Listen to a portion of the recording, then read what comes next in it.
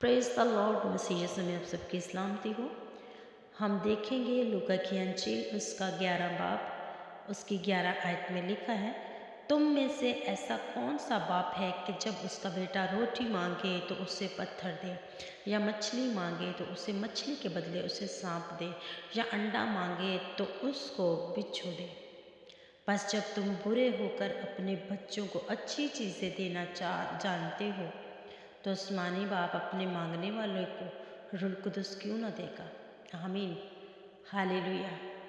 यहाँ पे हम गौर करेंगे कि जब इंसानी जो बाप है, जो जिस्म में होकर अपने बेटे को, अपनी बेटी को अच्छी चीज़ें देना जानता है, तो फिर जो आसमान पे है वो हमें अच्छी चीज़ें क्यों ना देगा। क्योंकि कलाम मुक़द्दस में यूँ मरकूम है कि मांगो तो तुमको दिया जाएगा, ढूंढो तो पाओगे, खटखटाओ तो तुम्हारे वास्ते खोला जाएगा। हालेलुया।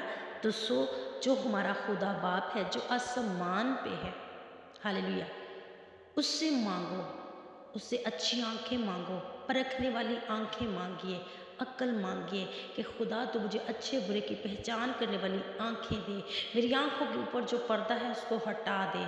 हालेलुया। इसलिए जो हम उससे मांगते हैं तो वो हमें देता है।